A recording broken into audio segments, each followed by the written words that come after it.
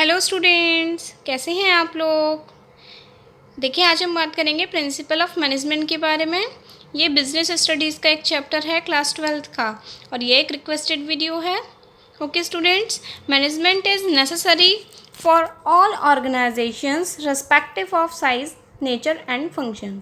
Management सभी type की organisation के लिए ज़रूरी होता है, चाहे वो बड़ी ऑर्गेनाइजेशन हो, छोटी ऑर्गेनाइजेशन हो, या फिर किसी भी तरीके का काम कर रही है। फॉर एग्जांपल कोई एफएमसीजी गुड्स बना रही है, कोई इलेक्ट्रॉनिक गुड्स बना रही है, कोई पेन बना रही है, मतलब किसी भी तरीके की ऑर्गेनाइजेशन वो हो, लेकिन उसमें मैनेजमेंट की ज़रूरत ज़रूर होती है। Then only we can achieve our objective efficiently and effectively. Okay students, अब हम बात करेंगे मैनेजमेंट के मीनिंग की। मैनेजमेंट क्या है? It is art of getting things done through people. ये एक आर्ट है लोगों से काम कराने की। ये हमारी ट्रेडिशनल डेफिनेशन है मैनेजमेंट की अकॉर्डिंग टू मैरी पार्कर। अब हम बात करेंगे मॉडर्न मैनेजमेंट की। मॉडर्न मैनेजमेंट क्या है? Management is the process of getting things done with the aim of achieving organisational objectives effectively and efficiently. Management एक प्रोसेस है काम को करने की। क्या एम और होता है कि हम अपने ऑर्गेनाइजेशनल ऑब्जेक्टिव्स को अचीव करें इफ़ेक्टिवली एंड एफिशिएंटली, मतलब हमारा टाइम पर टास्क पूरा हो और हमारी कॉस्ट भी कम आए। ओके, और क्वालिटी मेंटेन रहे। अब हम बात करेंगे फ्यूल्स के प्रिंसिपल्स ऑफ मैनेजमेंट।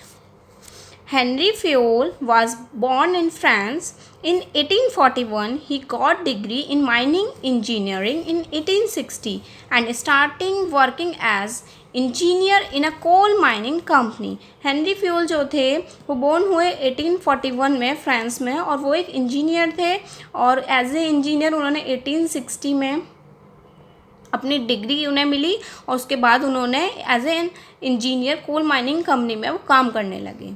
कुछ टाइम तक वो एज ए इंजीनियर काम करते रहे, फिर उसके टाइम बाद उन्हें प्रमोट कर दिया गया एज ए मैनेजिंग डायरेक्टर। जिस टाइम पे उन्हें मैनेजिंग डायरेक्टर बनाया गया था, उस टाइम पे कंपनी इंसॉल्वेंट होने वाली थी। इंसॉल्वेंट मीन्स दिवालिया होने वाली थी।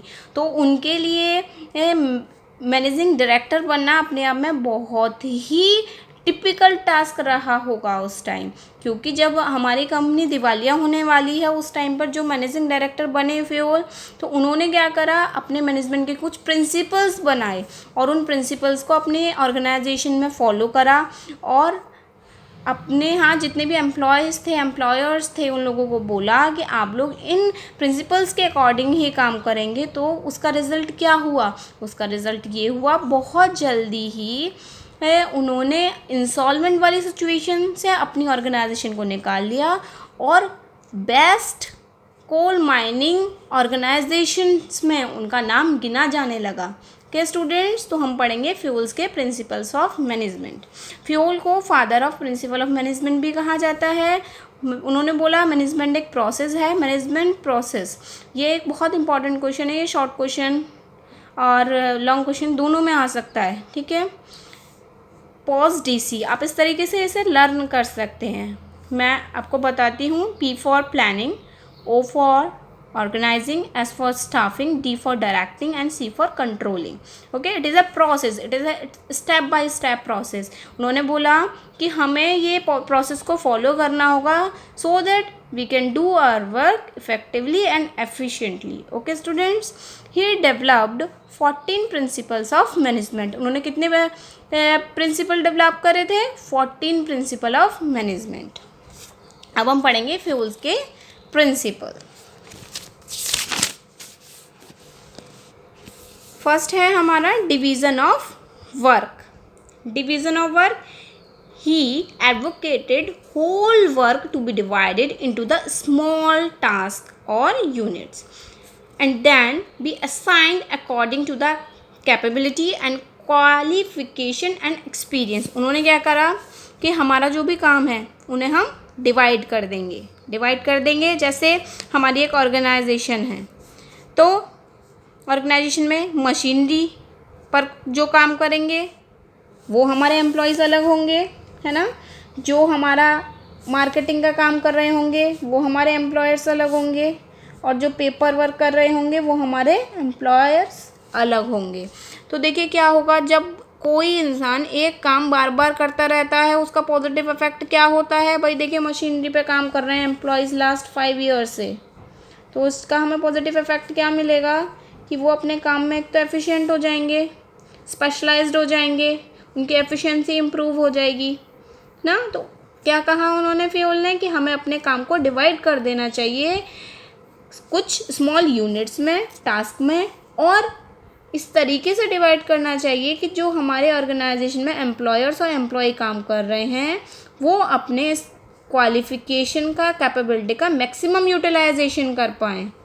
ओके, अब हम बात करेंगे second, authority and responsibility. Authority and responsibility means, authority तो क्या हो गई, power to take decisions. Responsibility means obligation to complete the assigned work on time.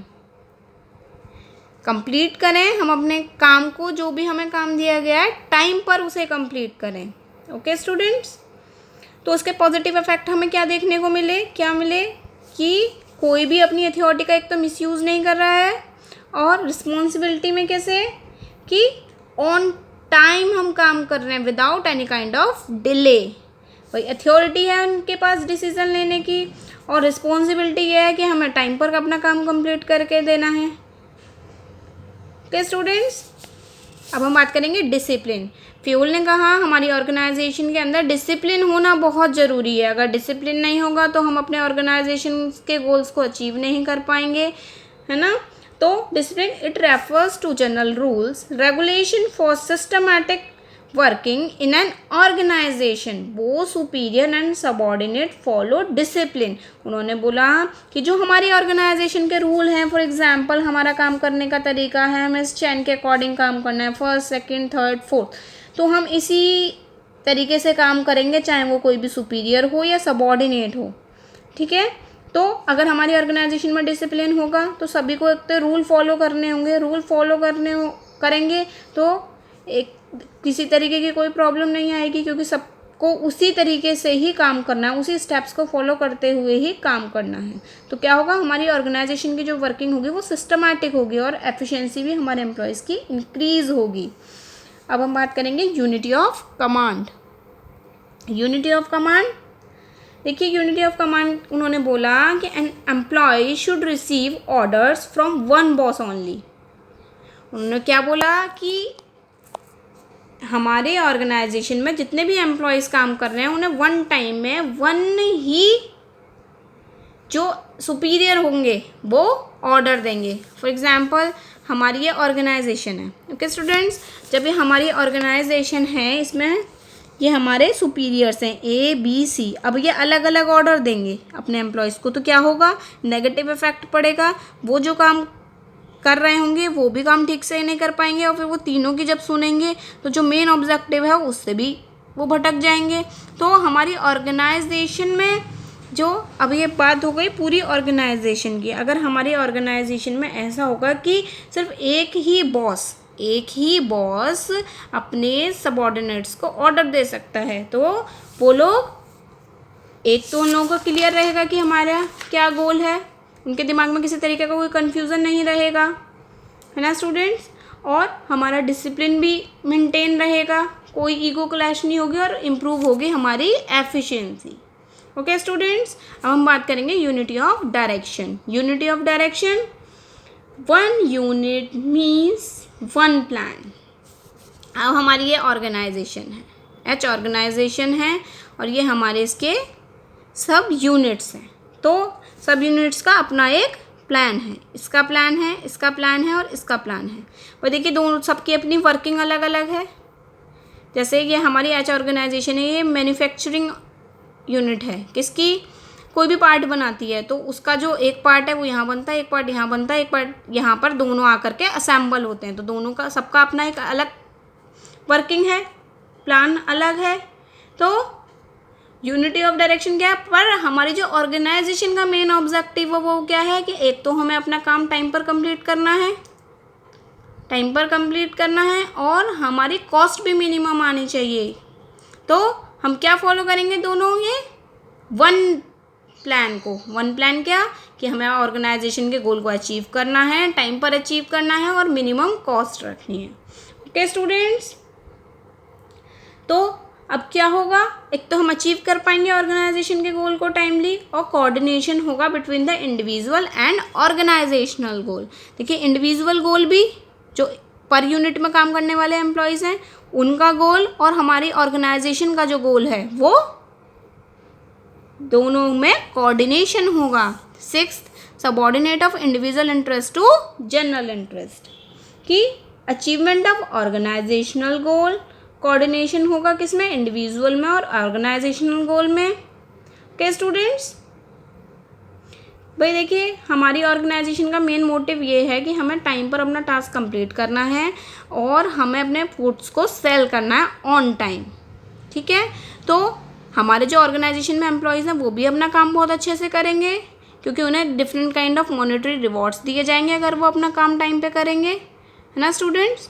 तो फ्यूल ने क्या कहा, subordinate of individual interest to general interest. 7th is principles of remuneration of persons. क्या, the remuneration must be just and fair because of employees are underpaid, they will not be satisfied and an unsatisfied person can never contribute his maximum।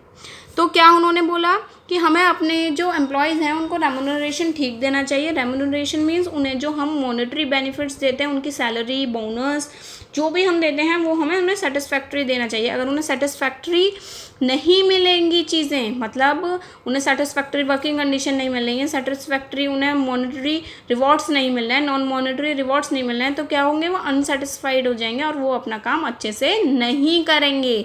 जब वो काम अपना अच्छे से नहीं कर पाएंगे तो मैक्सिमम आउटपुट जो हमने डिसाइडेड करा था वो हमारा टारगेट फुलफिल नहीं हो पाएगा।